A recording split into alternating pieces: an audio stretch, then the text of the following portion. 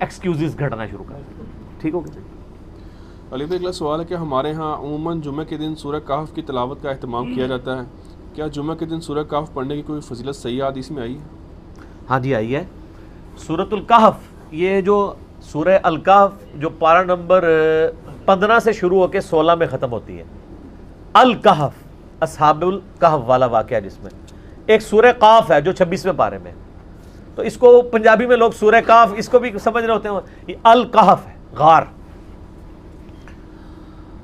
سورۃ الکہف جو ہے جمعے کے بارے میں فضیلت صحیح سند کے ساتھ ہے، المستدرک الحاکم میں بھی اور موقوفاً سنن دارمی میں بھی ابو سعید خدری سے رضی اللہ تعالیٰ عنہما کہ نبی صلی اللہ علیہ وآلہ وسلم نے فرمایا جو شخص جمعے کے دن سورۃ الکہف پڑھ لے گا تو ایک جمعے سے لے کے اگلے جمعے تک اس کے لیے نور ہو جائے گا اللہ کی طرف سے. اور موقوفاً روایت جو دارمی کے اس میں ہے کہ اس کے اور خانہ کعبہ شریف کے درمیان ایک نور ہو جائے گا اگلے جمعے تک کے لیے، یعنی اللہ تعالیٰ اس کو ایک فضیلت دے گا. اور دارمی میں شب جمعہ کا ذکر ہے.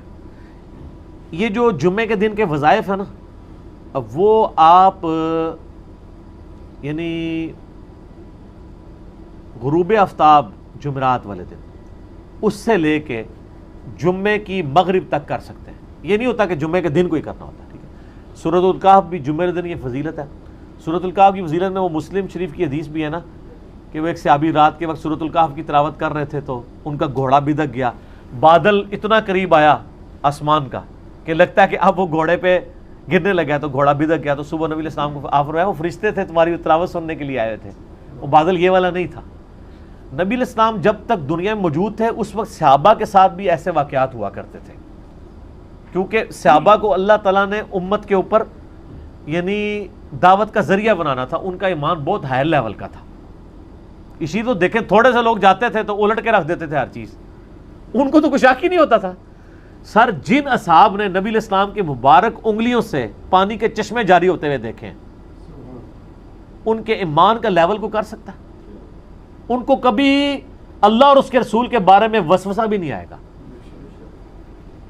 صحیح بخاری مسلم میں موجود ہے کہ 1500 صحابہ نے پانی پیا صلح حدیبیہ کے موقع پہ، جانوروں کو پلایا اور سٹور کر لیا. اور جابر بن عبداللہ کہتے ہیں ہم 1,00,000 بھی ہوتے نا تو حضور کی جو انگلیوں سے پانی نکلا تھا وہ زیادہ تھا. صحیح بخاری میں حدیث ہے، عبداللہ ابن مسعود کہتے ہیں ہم نبی علیہ السلام کے ساتھ کئی بار کھانا کھاتے تھے تو ہم کھانے کے لقموں میں سے تسبیح کی آواز سنتے تھے. آپ امیجن کریں کہ آپ چاول کھا رہے ہیں اور چمچ منہ کے قریب آئی ہے تو چمچ میں سے آواز آئے سبحان اللہ و بحمدہ سبحان اللہ العظیم. اور زمانہ وہ ہو جب کوئی ٹیپ ریکارڈر بھی نہیں ہے، آج کی ٹیکنالوجی کی بات نہیں ہو رہی، تو ان اصحاب کا پھر لیول کس لیول پہ ہوگا.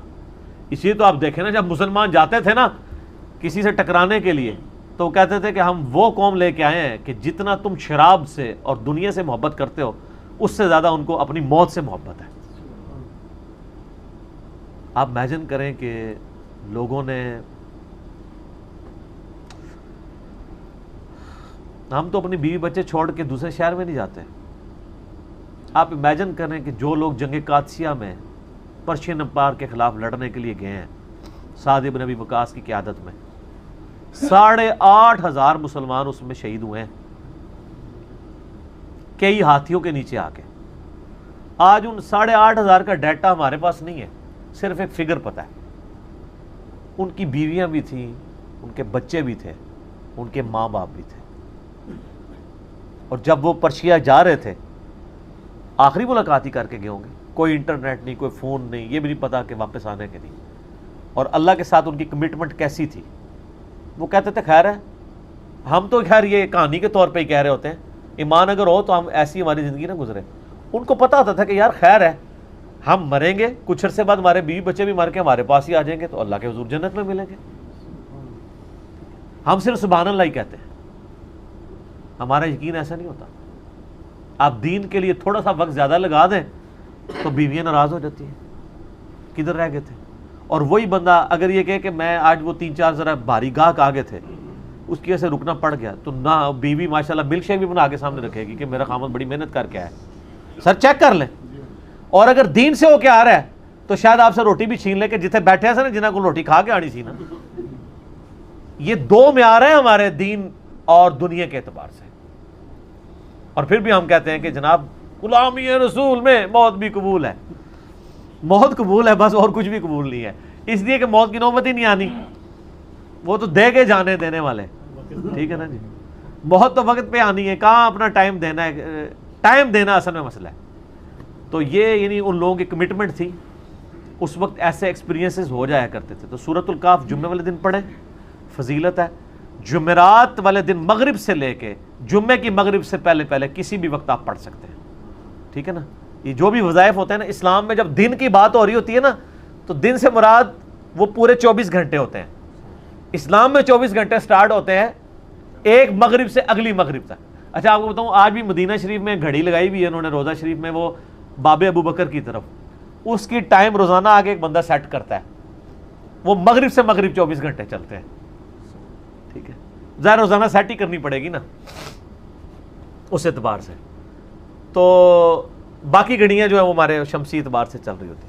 تو جتنے وظائف آتے ہیں نا کہ یہ فلاں کام جمعے والے دن کرنا ہے، تو جمعے کے دن سے مراد ہے اس ایون یہ غسل والا معاملہ بھی. اگر کوئی جمعے کے دن کو غسل نہیں کر سکتا تو جمعے اور جمعرات کی درمیانی رات کو غسل کر لیں. اصل میں یہ کہ ہفتے میں ایک دن، مسلم شریف کی حدیث ہے کہ ہر مسلمان پہ، ہر مسلم پہ ہفتے میں ایک دن غسل کرنا واجب ہے، جس میں وہ اپنے جسم کا میل دور کرے. وہ آپ کسی بھی دن کر سکتے ہیں، لیکن سب سے بہتر ہے کہ آپ جمعے والے دن کریں. ویسے مسلمان تو آپ کو پتہ پانی کی مچھلی ہے، مسلمان کا تو گزارا ہی نہیں ہوتا غسل کے بغیر. ٹھیک ہے. اصل کے ٹائم پہ میں اس سورہ کا پڑھ رہا تھا کہ سعودی آ گئے میرے سے ہوتا یہ اس کا کوئی فائدہ نہیں ہے، یہ جمعے سے پہلے پڑھنی ہے. نہیں وہ تو آپ کلیئر ہو گیا نا. سعودیہ والوں کو تو سعودیہ والے اب خود یہاں ای میل کر کے دین سیکھ رہے ہوتے ہیں. صحیح بات، میں آپ کو صحیح بتا رہا ہوں. مدینہ یونیورسٹی سے اسٹوڈنٹس کے فون آتے ہیں، وہ کہتے ہیں یہ بات آپ نے کہاں کی، ہمارے استاد کہتے ہیں کہاں لکھی ہے. تو وہ پھر پوچھتے ہیں کون دستا ہے تمہوں. ٹھیک ہے نا. تو سعودیہ والے اگر عرب کے لوگوں میں اس اعتبار سے بعد میں شروع کے لوگوں نے تو یقیناً دین انہوں نے اٹھایا، اگر کوئی تاڑ ہوتی نا تو آج یہاں پہ حدیث کی کتابیں کسی عربی کی پڑھی ہوتی. یہ اہل سنت کی 6 کتابیں نان عربک کی ہیں. امام بخاری رشیا کے ہیں، امام مسلم ایران کے ہیں، امام ابو داؤد اور امام ترمذی افغانستان کے ہیں. اندازہ کریں. اور سعودی عرب کا جب چینل چلتا ہے نا، آپ کو پتا ہے، آپ اگر چینل دیکھیں نا، اذان اور نماز میں جب وقفہ ہوتا ہے نا تو حدیثیں چل رہی ہوتی ہیں. حدیث بیان کر کے اینڈ پہ کہتا ہے رواہ البخاری، رواہ المسلم. کوئی عربی تو نہیں دونوں. تو سر جادو وہ جو سر چڑھ کے بولے. اللہ کے ساتھ کسی کی رشتہ داری نہیں، کوئی عربی ہو یا اجمی ہو. اللہ کے ساتھ اس کا رشتہ پکا ہے جو دین کے لیے کمٹمنٹ کرے، ورنہ تو اللہ تعالیٰ عربیوں پہ ہی ہاتھ رکھتا. ٹھیک ہے نا. یہ اللہ تعالیٰ کی کرم نوازی ہے کہ عربیوں کو اٹھائے یا اجمیوں کو، جو اللہ کے لیے